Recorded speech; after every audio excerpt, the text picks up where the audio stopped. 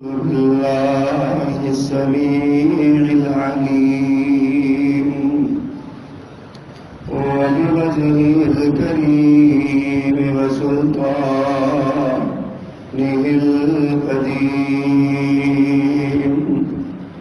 من الشيطان الرجيم من همزه ونفخه ونفثه بسم الله الرحمن الرحيم والفجر وليال عشر صدق اللہ العظیم. حمد ثنا اور تعریف و تسبیح کے سارے کلمات اللہ تعالی مشروع کے لیے جو اکیلا ہی ساری کائنات کا بلا شرکت غیر خالق و مالک اور عبادت کا حقدار ہے.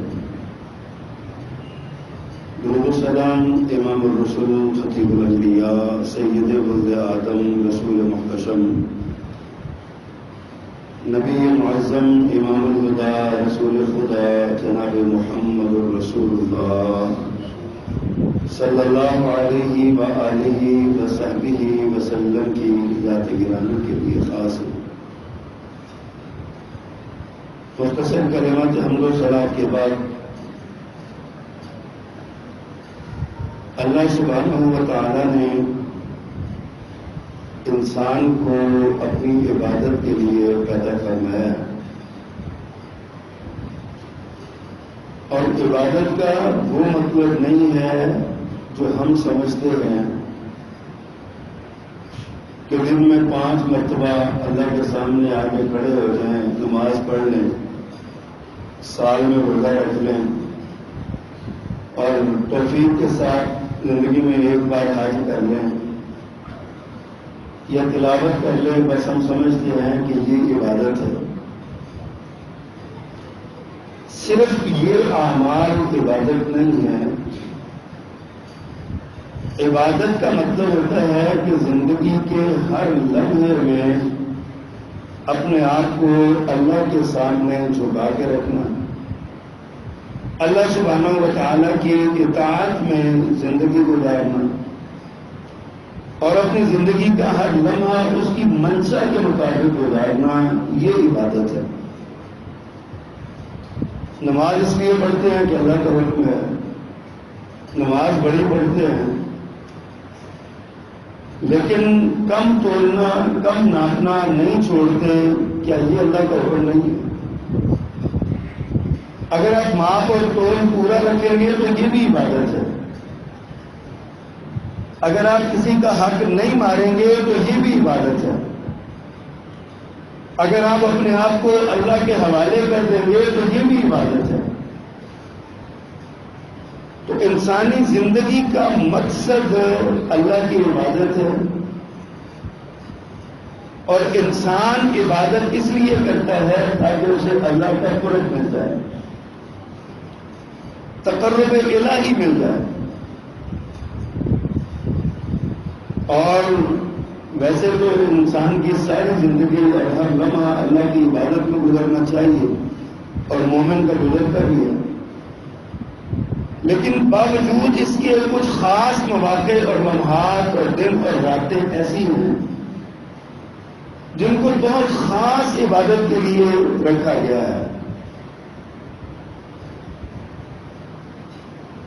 ان لمحات میں سے, ان اوقات میں سے, ان ایام میں سے, ان راتوں میں سے آنے والے 2-3 دن کے بعد, 4 دن کے بعد جو ماہ ذی الحج کا آغاز ہو رہا ہے, اس کے ابتدائی 10 دن ہیں. جمیع مفسرین کا اس بات پر اتفاق ہے کہ سورۃ الفجر کی دوسری آیت میں جو اللہ نے وَلَيَالٍ عَشْرٍ فرمایا ہے, اس سے مراد ذی الحج کی ابتدائی راتیں ہیں, ابتدائی 10 راتیں. اور یہ راتیں اللہ سبحانہ و تعالیٰ کے ہاں ان کا مقام اس بات سے اندازہ کیا جا سکتا ہے کہ اللہ نے ان کی عظمت کی قسم اٹھائی ہے. فرمایا والفجر، قسم ہے فجر کے وقت کی، ولیال عشر، اور 10 راتوں کی قسم ہے. جس کی قسم اللہ اٹھائے اس کی عظمت کتنی ہوگی.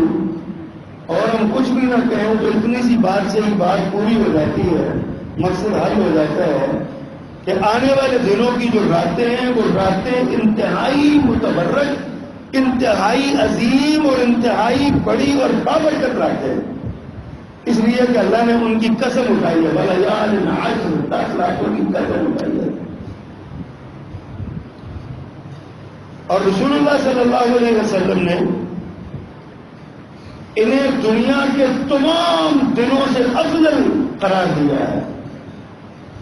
حضرت جابر رضی اللہ تعالیٰ نے روایت فرماتے ہیں، پیارے پیغمبر صلی اللہ علیہ وسلم نے ارشاد فرمایا افضل ایام الدنیا ایام العشر، دنیا کے افضل ترین دنوں میں سے سب سے افضل دن یہ 10 دن ہیں، یعنی عشر ذی الحجہ.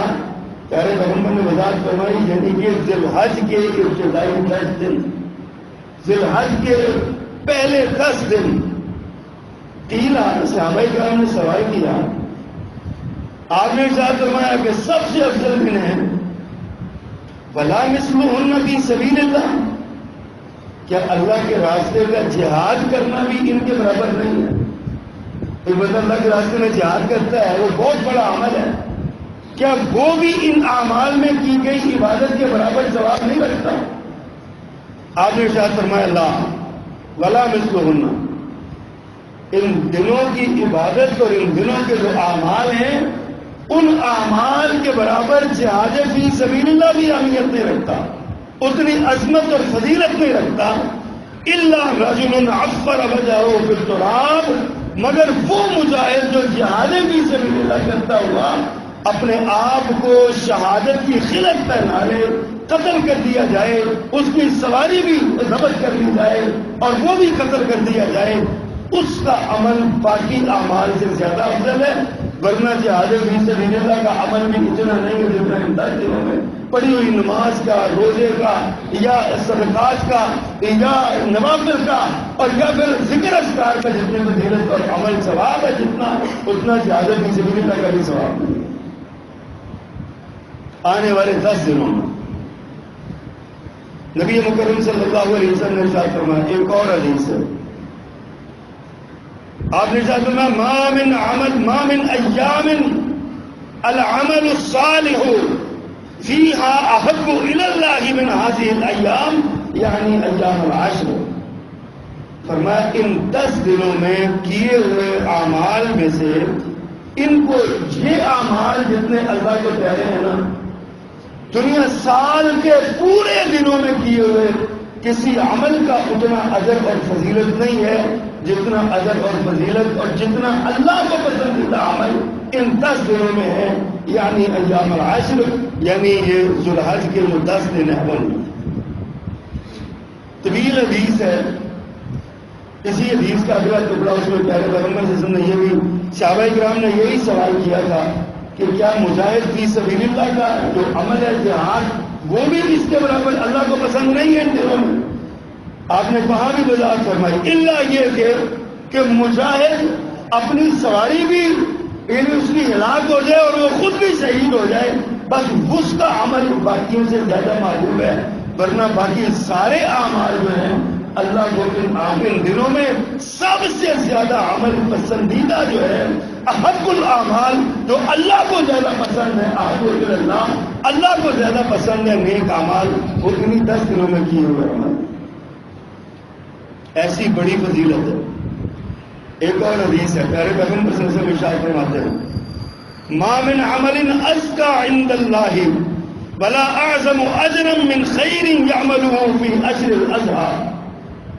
اضحیٰ کی قربانیوں کے جو ابتدائی 10 دن ہیں، یعنی قربانی کا مہینہ اس کے ابتدائی 10 دن، فرمایا اس میں کیے ہوئے اعمال اللہ کے ہاں باقی دنوں میں سب سے زیادہ پاکیزہ، ازکا سب سے زیادہ پاکیزہ و اعظم اجرا، اور سب سے زیادہ بڑے اجر والے اعمال ان دنوں میں کیے ہوئے، ایام الاضحیٰ میں کیے ہوئے، عید الاضحیٰ کے دنوں میں کیے ہوئے، ایام العشر میں کیے ہوئے۔ اور یہ جو اعمال ہیں، ان اعمال کے ان دنوں میں جو اعمال آپ کر رہے ہیں، ان اعمال میں سب سے زیادہ پاکیزہ عمل عام دنوں کی نسبت اللہ کو ان دنوں میں کیے ہوئے اعمال ہیں۔ پھر یہ وہ دن ہے جن میں وہ دن آتا ہے جس کو یوم عرفہ کہا جاتا ہے، اور یوم عرفہ کا اللہ کے ہاں مقام یہ ہے کہ اس دن اللہ سب سے زیادہ اپنے بندوں کو جہنم سے رہا کرتا ہے۔ سال کے 365 دنوں میں سے 364 دنوں میں اللہ اتنے بندے عذاب نہیں کرتا جہنم سے جتنے اسے ایک دن یوم عرفہ کا دن کرتا ہے، جو 9 ذی الحج کو رہتا ہے۔ ذی الحج کے ابتدائی اشرے کا یہ آخری دن، آپ اس کو کہہ لیں 9 ذی الحج کا ہی ہے۔ پھر یہی وہ دن ہے جو حج کا دن ہے، 9 ذی الحج حج کا دن ہے۔ وقوف عرفہ حج کا سب سے بڑا رکن وقوف عرفہ ہے۔ جس نے وقوف عرفہ کیا اس نے حج کیا، اس کا حج ہوا۔ تو وقوف عرفہ میں نہیں شامل ہوا، عرفات کے اندر اس نے قیام نہیں کیا اور عرفہ میں نہیں پہنچا، وہ چاہے لاکھ مرتبہ وہ کر لے، اس کا حج نہیں ہوتا۔ حج کا رکن اعظم وقوف عرفہ ہے، اور یہ بھی روز حج کو ہوتا ہے۔ آپ اندازہ کریں ان دنوں کی اہمیت کا۔ اللہ سبحانہ و تعالیٰ اور پیارے پیغمبر صلی اللہ علیہ وسلم کے یہاں ان کا کیا دن ہے؟ اللہ اکبر۔ پھر اس میں یوم النحر ہے، 10 ذی الحج قربانی کا دن۔ یوم القر ہے، قرار کا دن، یعنی 11 ذی الحج۔ پیارے پیغمبر صلی اللہ علیہ وسلم نے ارشاد فرمایا اعظم الایام عند اللہ یوم النحر و یوم القر۔ فرمایا اللہ کے ہاں سب سے بڑے دن اجر کے اعتبار سے اگر کوئی ہے تو یوم النحر ہے اور یوم القر ہے، یعنی 10 اور 11 ذی الحج کو۔ 10 ذی الحج کو اللہ کا حدیث میں آتا ہے، پیارے پیغمبر صلی اللہ علیہ وسلم ارشاد فرماتے ہیں اللہ کو سب سے زیادہ جو پسندیدہ عمل ہے نا یوم النحر کو، 10 ذی الحج کو، وہ جانوروں کا خون بہانا ہے۔ اللہ کے راستے میں جانوروں کی قربانیاں دینا ہے، خون بہانا اللہ کو سب سے زیادہ پسندیدہ عمل ہے۔ آپ اندازہ فرمائیں کہ یہ کتنا بڑا یہ یوم النحر سب سے زیادہ باوقار اور عظمت والا دن ہے۔ یوم النحر سب سے زیادہ باوقار اور اللہ کے ہاں اجر والا دن ہے یوم القر، یعنی قرار کا دن، جہاں پہ لوگ عرفات سے فارغ ہو کے مزدلفہ اور مینا میں آ کے قرار پکڑتے ہیں نا، یوم القر فرمایا یہ دن عزت والا قرار والا دن ہے، یعنی یہ عبادات کا دن ہے، اذکار کا دن ہے۔ اس دن اللہ کو یہ پسندیدہ اور سب سے بڑا عمل کا دن ہے۔ اتنی بڑی اہمیت کا حامل یہ دن، ابتدائی 10 دن ماہ ذی الحج کے، آج 25 ذی القعدہ ہے، 4 دن باقی، یہ زیادہ ہے 5 دن ہو جائیں گے، 26، 27، 28، 29 اور یا 32۔ یہ 5 دن کے بعد جو دن شروع ہونے والے ہیں ان کے لیے ایسے ہی مومنوں کو تیاری کرنی چاہیے جیسے ایمان والے رمضان کی آمد سے پہلے تیاری کرتے ہیں۔ مسلمانوں کو ایسے ہی تیاری کرنی چاہیے جیسے اپنے گھر میں آنے والے کسی بڑے مہمان کے لیے تیاری کی جاتی ہے۔ ایسے ان دنوں کی عظمت اور ان دنوں کی عزت آپ کے دل میں جاگزی ہونی چاہیے اور اس کے لیے تیاری کرنی چاہیے۔ یہ فضیلت کے دن ہیں، وقار کے دن ہیں، عظمت کے دن۔ اب ان دنوں میں کرنا کیا چاہیے؟ سب سے پہلا عمل جو ان دنوں میں کیا جاتا ہے، کیونکہ سب سے بڑا عمل جو ہے وہ مناسک حج اور عمرہ ہے۔ اصل میں یہی دن ہے۔ اب اللہ کے رسول صلی اللہ علیہ وسلم نے ارشاد فرمایا ایک عمرے سے دوسرے عمرے تک، یعنی دوسرا عمرہ اور پہلے عمرے کے درمیان جتنے گناہ ہیں نا وہ دوسرا عمرہ کفارہ بن جائے گا سارے گناہوں کا۔ نبی صلی اللہ علیہ وسلم نے یہ بھی ارشاد فرمایا کہ جب جو بندہ پے در پے عمرے کرے نا، پے در پے عمرے کرے، اس کے رزق کے معاملے اللہ حل کر دیتا ہے۔ اگر رزق کی تنگی ہو گئی ہے، کاروبار بند ہو گیا، مشکلات آ گئی ہیں، تو عمرے کے لیے جائیں، دوبارہ پھر عمرے کے لیے جائیں، دوبارہ پھر عمرے کے لیے جائیں۔ آپ بار بار عمرہ کریں گے، اللہ آپ کے رزق میں اضافہ کر دیں گے، آپ کو برکت عطا فرمائیں گے۔ یہ حدیث ہے پیغمبر صلی اللہ علیہ وسلم۔ عمرہ ایک عمرے سے دوسرے عمرے کے درمیان جو ہے یہ کفارہ ہے، اور میرے آقا نے ارشاد فرمایا کہ حج مبرور کا بدلہ جنت کے سوا کچھ نہیں۔ جس نے حج کیا اور اللہ نے اس کا حج قبول کر دیا، ایک بندہ حج کرتا ہے، اللہ سبحانہ و تعالیٰ کے ہاں اس کا حج مقبول ہو جاتا ہے، مبرور ہو جاتا ہے۔ سوال یہ ہے کہ اس حج کے بدلے اسے کیا ملے گا؟ اس نے جو اتنی محنت کی ہے، اتنی جان لڑائی ہے، وقت دیا ہے، اور یعنی پیسہ بھی لگایا ہے، اور اتنی زیادہ کاوش و کوشش، جد و جہد اور سعی کی ہے، اس نے بدلے میں کیا ملے گا؟ پیارے پیغمبر صلی اللہ علیہ وسلم نے گارنٹی دی ہے، فرمایا حج مبرور کا بدلہ جنت کے سوا کچھ نہیں۔ اور جنت کا مطلب ہے کیا؟ سیدھا سیدھا جنت کا مطلب ہے اللہ کی رضا۔ جنت اسے ملنی ہے جس پر اللہ راضی ہوگا، جس پر اللہ راضی نہیں ہوگا اسے جنت نہیں ملے گی۔ اس کا مطلب یہ ہوا کہ حج کرنے والا اللہ کی رضا کا سرٹیفکیٹ لے کے آتا ہے اگر وہ حج مبرور کر جائے، اگر وہ حج مبرور کے لیے کوشش کرے۔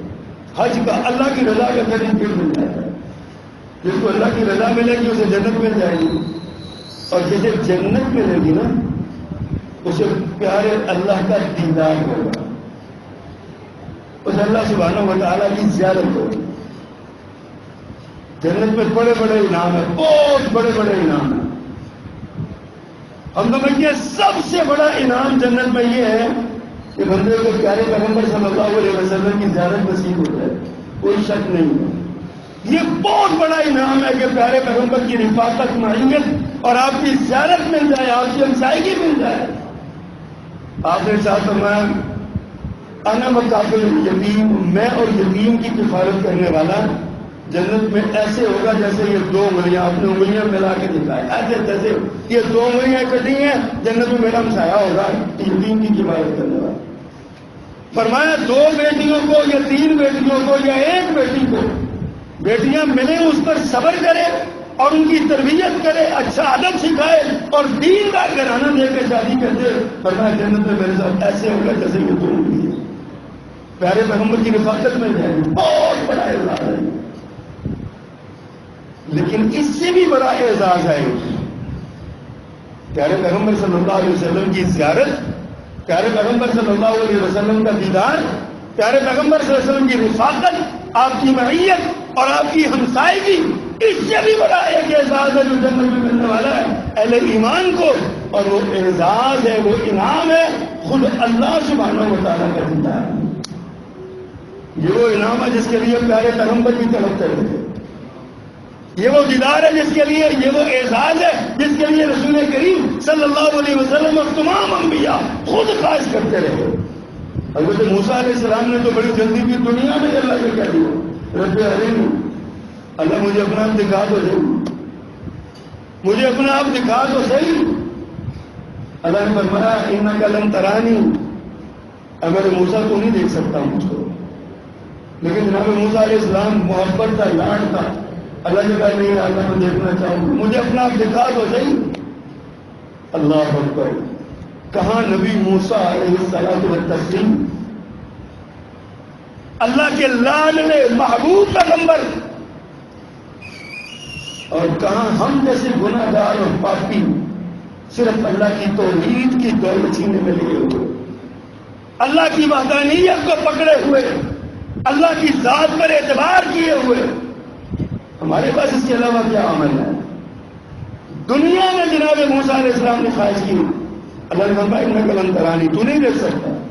انہوں نے ضد کی، فرمایا تھا چلو اس پہاڑ کی طرف نظر دوڑاؤ، میں اس پر اپنی ایک تجلی ڈالتا ہوں چھوٹی سی، اگر یہ پہاڑ برداشت کر گیا تو مجھے دیکھ لے گا۔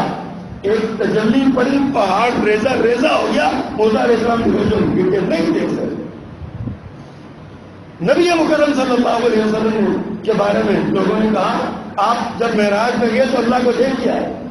ماں جی عائشہ صدیقہ رضی اللہ تعالیٰ عنہ فرماتی ہے اس شخص نے جھوٹ بولا ہے جو یہ کہتا ہے کہ پیارے پیغمبر اللہ کو دیکھ کیا ہے. جھوٹ بولا ہے. دنیا میں پیارے پیغمبر بھی اللہ کو نہیں دیکھ سکتے. سیدنا موسیٰ علیہ السلام بھی اللہ کو نہیں دیکھ سکتے خواہش کی بات نہیں. لیکن جنت میں اللہ کے دیدار کا یہ اتنا بڑا انعام ہے یہ کہ اللہ تعالیٰ اگر ہمیں جنت میں لے گیا تو ہم جیسے گناہ گار بھی اللہ کی زیارت کر لیں گے. یہ جنت مل جائے گی. حج مبرور کا بدلہ جنت ہے. اور جنت اللہ کی رضا کی علامت ہے, اللہ کے دیدار کی جگہ ہے جہاں پہ اللہ کا دیدار ہو. تو ایک تو اس عشرہ ذی الحج میں یہ کام کرنے والا. دوسرا کام روزے رکھنا چاہیے. نبی کریم صلی اللہ علیہ وسلم کے ازواج میں سے کسی زوجہ محترمہ مطہرہ ہماری امت کی ماں, ان کا یہ بیان ہے کہ پیارے پیغمبر صلی اللہ علیہ وسلم 9 روزے رکھا کرتے تھے ذی الحج کے, یکم سے لے کے 9 تاریخ تک. اور حدیث میں آتا ہے کہ ایک روزہ نفلی سادہ ایک روزہ فرضی نہیں, نفلی روزہ ایک رکھنے سے کیا ہوتا ہے؟ ہمیں ایک روزہ رکھنے سے 70 سال اللہ جہنم سے بندے کو دور کر دے گا. اور جو 9 روزے رکھے اور پھر ان ایام میں اعظم الایام اجر کے اعتبار سے اور ویسے بہت بڑے ان اعمال میں ان دنوں میں جو یہ روزے کا عمل کرے اللہ کا اس کا کیا مقام ہو. لیکن اگر 9 نہیں رکھ سکتا تو یوم عرفہ کا روزہ ضرور رکھے, ایک دن کا روزہ. میرے آقا نے ارشاد فرمایا مجھے امید ہے جو یوم عرفہ کا روزہ رکھے گا یہ ان کے لیے جو حج میں شریک نہیں ہے, جو عرفات میں موجود نہیں ہے ان کے لیے. تو فرمایا یوم عرفہ کا 9 ذی الحج کا روزہ رکھے گا مجھے امید ہے کہ اللہ اس کے 2 سال کے گناہ معاف کر دے. ایک روزہ آپ اندازہ کریں ذی الحج کا عرفہ کا روزہ, ایک روزہ اس کی کتنی بڑی فضیلت بن گئی. 2 سال کے گناہ اللہ کے رسول فرماتے ہیں معاف ہو جائیں گے. مجھے امید ہے اللہ کے کہ اللہ 1 سال گزرے ہوئے اور ایک آنے والے سال کے لیے اللہ گناہ کو 2 سال کے گناہ معاف. اتنا بڑا عمل ہے یہ. پھر ان دنوں میں نماز کی پابندی کرنی چاہیے. نماز تو ویسے بھی بندہ پیدا ہی نماز کے لیے ہوگا, عبادت کے لیے ہوگا. جو ہی فرض ہو بچہ جوان ہوتا ہے 10-7 سال کا ہوتا ہے فرمایا 7 سال کی عمر میں ٹریننگ شروع کرو, اس کو مسجد میں لے کے آئے. 10 سال تک اس کو عادی بنا دو. 3 سال کا عرصہ بہت عرصہ ہوتا ہے نماز کا عادی بننے کے لیے. 3 سال اور میں اس کو عادت ڈالو نماز کی. اگر 10ویں سال میں جا کے وہ نماز نہیں پڑھتا ہے ڈنڈے مار کے نماز پڑھو. اتنی بڑی تعلیم ہے, اتنی بڑی اہمیت ہے. کسی عمل کے بارے میں یہ ہوتا نہیں ہے کہ اس کو ڈنڈے مار کے یہ کام کرو. نماز کے بارے میں 10 سال کا بچہ ہو جائے تو سختی کر کے تجدد کر کے بھی اس کو نماز کو بولا. اور جو جماعت کے ساتھ نماز نہیں پڑھتے, جمعے کے لیے نہیں آتے, میرا میرا جی چاہتا ہے میں مسلح پہ کسی کو منع کروں اور ان کے گھروں کو جا کے آگ لگا دوں, لیکن مجھے عورتوں اور بچوں کا ڈر ہے. تو مسجد میں جماعت کے لیے نہیں آتے. آقا نے اتنی ناپسندیدگی ظاہر فرمائی تو میں میرا جی چاہتا ہوں کہ گھروں کو آگ لگا دوں, ان کو ان گھروں سمیت ان کو جلا دوں جو نماز کے لیے نہیں آتے, مسجد میں نہیں آتے. آج ہم گھروں میں بیٹھ کے میچ دیکھتے رہتے, خبریں سنتے رہتے, ہمیں ٹائم نہیں ہوتا ہمارے پاس کل مسجد میں جا کر نماز کریں. کیا کیفیت ہے ہماری, کیا حالت ہے ہماری بندی. ان دنوں میں فرض نمازیں تو پڑھنی ہے نا, ان دنوں میں کچھ نفل بھی پڑھا کریں, کچھ نوافل کو 2 رکعتیں ہر نماز کے ساتھ, زیادہ نہ کریں. ہر 2 رکعت نفل ان خاص ایام سے, ان ایام میں آپ کیا کریں. اس سے اللہ کا قرب ملتا ہے. اور انسان حدیث میں آتا ہے جب بندہ قیام کی حالت میں ہوتا ہے تو وہ اللہ سے گفتگو کر رہا ہے. پیارے پیغمبر نے فرمایا اذا قال العبد الحمدللہ رب العالمین, جب بندہ کہتا ہے الحمدللہ رب العالمین, اللہ فوراً جواب دیتے ہیں حمدنی عبدی, میرا بندہ میری تعریف کر رہا ہے. حمدنی عبدی, میرا بندہ میری تعریف کر رہا ہے. بندہ کہتا ہے الرحمن الرحیم، اللہ فرماتے ہیں مجدنی عبدی، میرا بندہ میری بزرگی بیان کرتا ہے۔ بندہ کہتا ہے مالک یوم الدین، الرحمن الرحیم مالک یوم الدین، اللہ فرماتے ہیں اثنا علی عبدی، میرا بندہ میری ثنا بیان کر رہا ہے، مجھ پر ثنا پڑھ رہا ہے۔ اللہ بندے کے کلمات کا جواب دے رہے ہیں۔ جب اللہ کہتا ہے ایاک نعبد و ایاک نستعین، اللہ فرماتے ہیں قسمت الصلاۃ بینی و بین عبدی، یہاں سے میں نے اپنے اور اپنے بندے کے درمیان نماز کو تقسیم کر دیا۔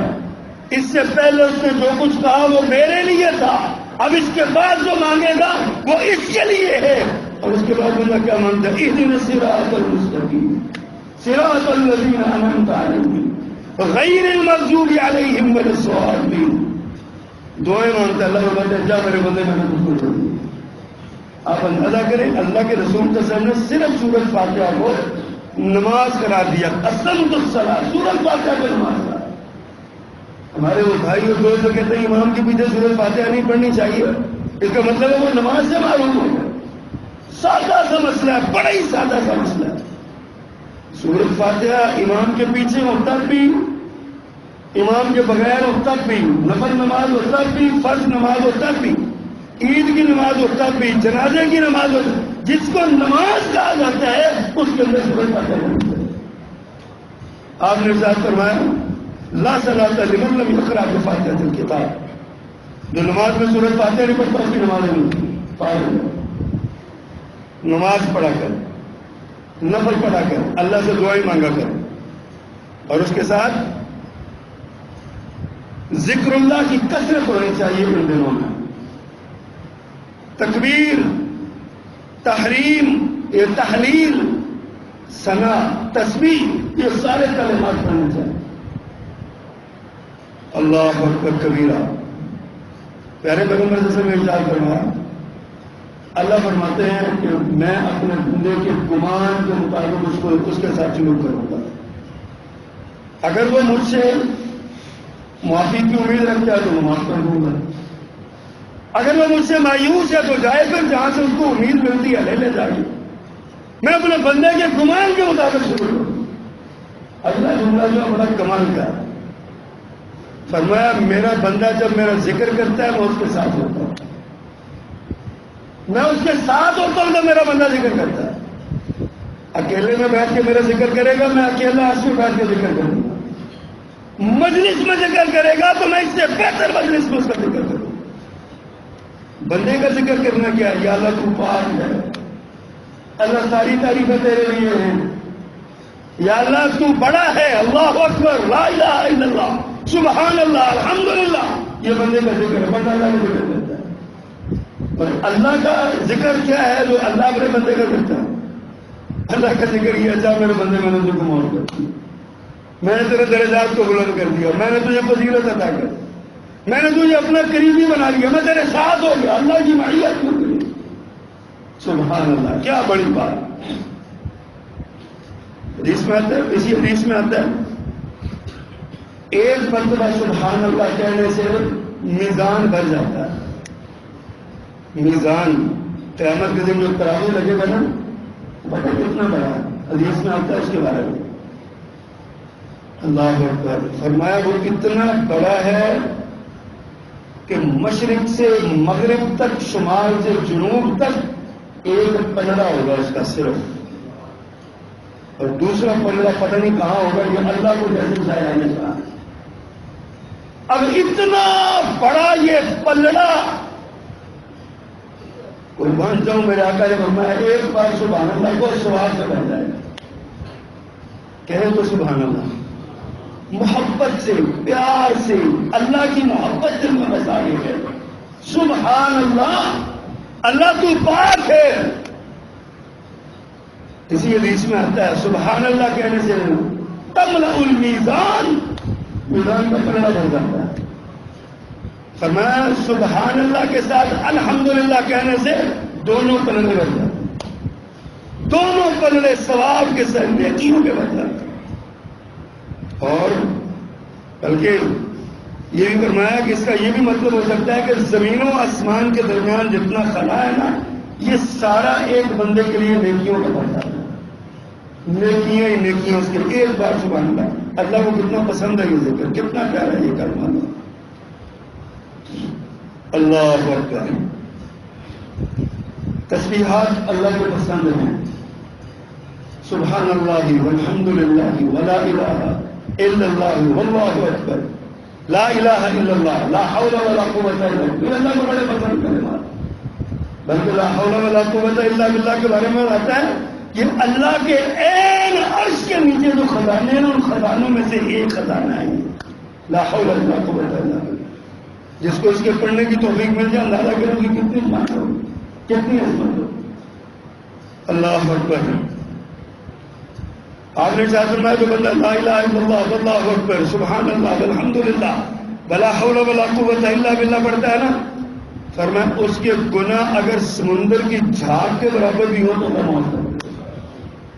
سمندر کی جھاگ کے برابر گناہ ہونا تو ایک بار پڑھنے سے اللہ معاف کر دیتے ہیں. سبحان اللہ. پھر آپ کا یہ بھی ارشاد ہے اللہ نے 4 کلمات کو چن لیا ہے اپنے لیے. 4 کلمے سبحان اللہ الحمدللہ لا الہ الا اللہ اللہ اکبر. یہ 4 کلمے اللہ نے اپنے لیے چنے ہوئے ہیں. جو بندہ یہ کلمے پڑھے گا اللہ ان کو بڑی فضیلت اور مقام اور حق بتا دے گا. اللہ اکبر کبیرہ. پھر ان دنوں میں صدقہ کرنا چاہیے. پیارے پیغمبر نے ارشاد فرمایا ما نقص صدقۃ من مال. صدقہ کرنے سے مال میں کمی نہیں ہوتی. جتنا صدقہ کریں گے اللہ کو قرضہ دے دیں گے. اللہ سبحانہ و تعالیٰ اس قرضے کو کئی گنا بڑھا کے ہمیں واپس پہنچائے گا. اللہ اپنے ذمہ قرضہ نہیں رکھتا. ان دنوں میں زیادہ سے زیادہ صدقہ خیرات کرنی چاہیے. اور پھر ان دنوں میں ایک عمل قربانی کا ہے, قربانی کرنی چاہیے. قربانی عظیم ترین فعل ہے. آقا نے ساتھ میں ہوا سنت ابیکم ابراہیم, تمہارے باپ ابراہیم کی سنت. اس کی بڑی فضیلت ہے, بڑی اہمیت ہے اس کی. آئندہ جمعہ انشاءاللہ عزیز قربانی کی فضیلت کے حوالے سے اور صاحب قربانی کے ذکر کے حوالے سے کچھ گزارشات پیش کروں گا. اللہ سبحانہ و تعالی ہمیں عمل کرنے کی توفیق فرمائے. سبحان ربک رب العزت عما یصفون وسلام